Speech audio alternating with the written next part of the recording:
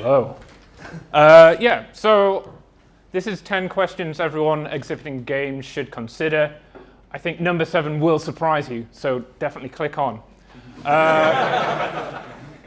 My name is David. I teach games design at London College of Communication. It's all right.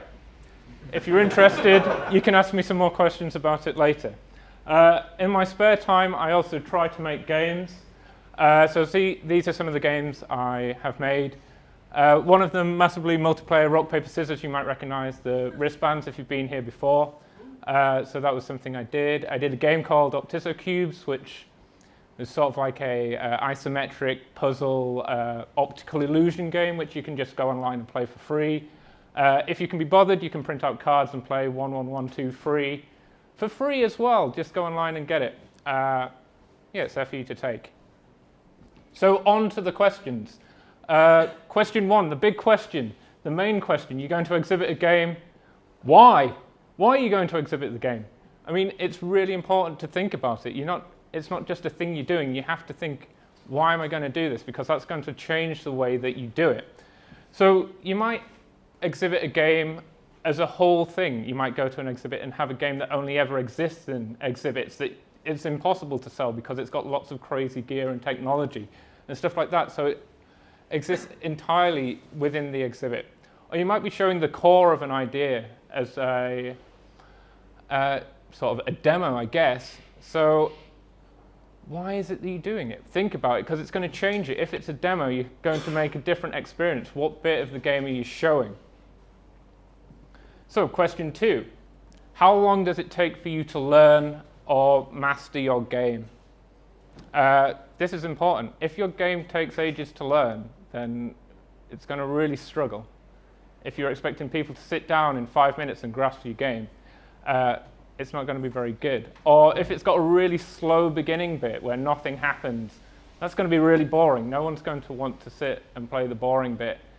So what do? You need to look at the game that you've made and pick the best pieces, the pieces that sort of like let people play your game straight away, let people get into playing it and sort of seeing the real experience of the game. So you might do that 2 ways. You might give access only to the beginning of the game. Maybe that covers everything really nicely. Or maybe you give a vertical slice of the game. So you start playing the game, and instead of like going to, for want of a better word, level 1, level 2, level 3, maybe you go level 1 and then you show a bit of level 4, a bit of level 7, a bit of level 20. Maybe that's a really interesting bit to show, and like leave some of the other stuff out. Really get to the core of it. Are we on 3? Yes. Who should be able to see the game? And I don't mean sort of like, you're not allowed to look at the game. I mean more sort of like, is the game sort of like a personal experience? Or is it a horror game? So if you're playing a horror game or demoing a horror game out there in an exhibit, and then people can watch over your shoulder, I mean, that's going to spoil the experience for them, isn't it? There's not going to be the surprises. So if there's surprises in your game, maybe you need to keep it a bit away so no one can see it. But maybe it's a sort of like a spectator sort of sport game, a fighting game where there's competition.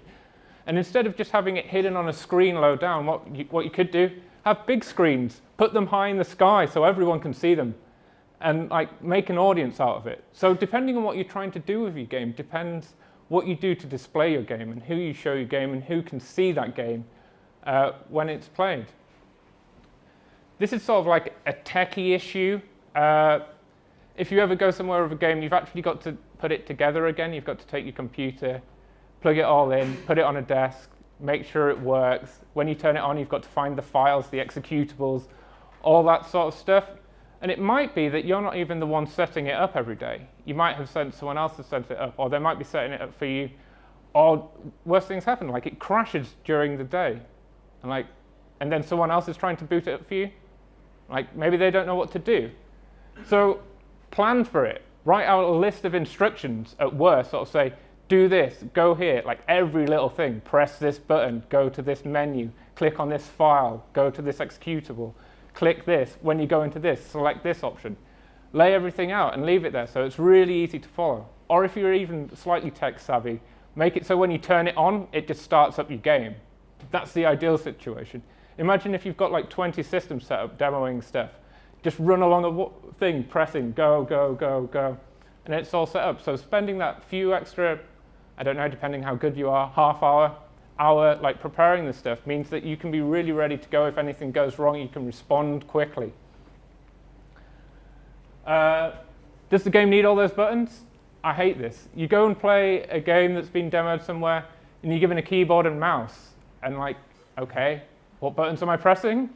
Like, I don't want to spend time working out. Okay, I've tried this button. Okay, this button. Does this do anything? Does this do anything? Does this do anything? Does this do anything? Does this do anything? Does this do anything? Does this do anything? Does this do anything? Does this do anything? Does this do anything?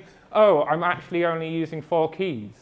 Well, get rid of all the other keys. If you've got a keyboard, rip out those buttons. Make sure people can't press them. Or if you don't want to ruin your keyboard, put stickers on the keys that work.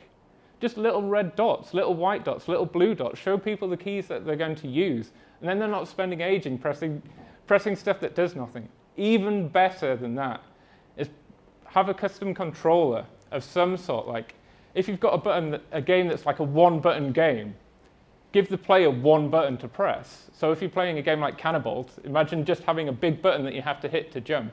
Like, why have a keyboard there? It's got loads of extra stuff. Or like actually controllers as well. Like they've got quite a lot of buttons, quite a lot of options of triggers and stuff. The same thing. Make a simpler one. Make a custom arcade stick that you've got there. Get something like Makey or Arduino and start using those. Make something custom for your game so it's really easy to play. Because that annoys me. Something else that annoys me is whose turn is it to play the game? Like you go and watch a game and someone else is playing and you're sort of like, oh, I really want to try that game. That game looks great. He's playing that game. Okay, when's he going to finish? When's it my turn to play the game? It looks good. I've been waiting like 15 minutes. This guy's also been waiting. This person here's been waiting. Like, whose turn is it to play? I think one solution is actually in the game. Like, tell people to get off. Like, if they've been playing like 15 minutes, have a thing that says, actually in the game, not you going up to them, just says on the game, is anyone else around you wanting to play the game? Look to your left, look to your right. Is someone waiting to play the game? Let them have a go. Just like that. And if there is no one else waiting around, you carry on playing for another 5 minutes. But then the question is, at what point do you try and kick someone off your game? Do you base it on time? Do you base it on achievement? Yeah, you've got to make that decision. But I think having stuff in-game that tells you to sort of like, just let someone else play. Because I hate queuing and waiting and not getting to experience stuff. This is a question for you. Who stays on in multiplayer? Who stays on? King of the Hill. Pardon? King of the Hill. Yeah, King of the Hill. Winner stays on. Winner stays on. No, you're wrong. Winner gets off. Winner, it's the stupidest idea. The winner surely is the best player at the game. And you get better at playing a game the more you play it. So the more the winner stays on, the more they're likely to win, the more they get to play, which is completely unfair. It's a system designed by people who own consoles when they're kids and their friends come round and they don't want to give up the controller. They're the people who designed this system. Winner gets off. Again, do this in your game. Actually put on the screen somewhere, like when you end, you have won, put down your controller, let someone else have a go. You have won, get off. You've already been the best, now go somewhere else. Like, why? Why keep playing? Like, we know you're the best, get off. Yeah. How do I restart this game? I went to the Barbican sort of digital exhibit, and they had like a cage where they put people who like to play games. And no one was sort of really manning it. And then you'd go to a computer, and you're sort of like halfway through a game.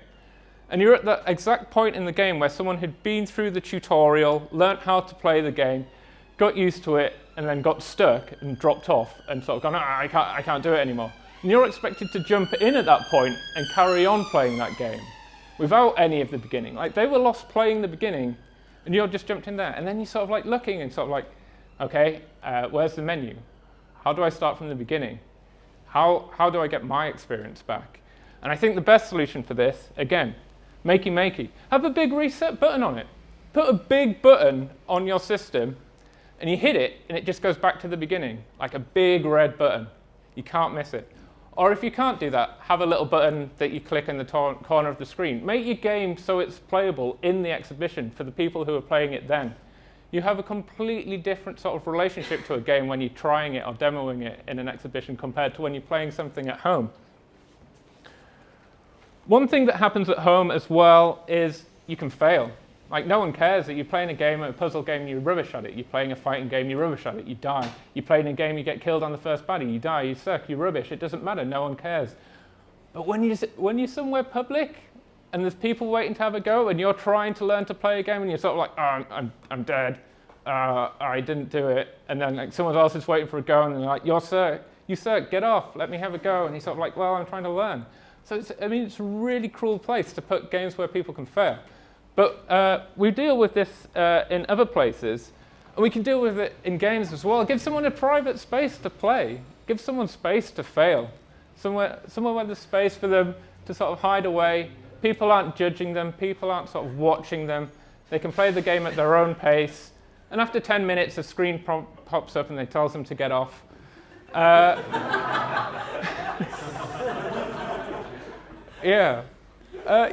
Just give people privacy. Certainly if they're going to fail a lot and possibly be embarrassed. Does your game look enticing? This is another thing. You see games played and rows of PCs. PCs are ugly. Like, rows of them are even uglier. It's just lots of the same. Just like, what entices it? You've made a whole game.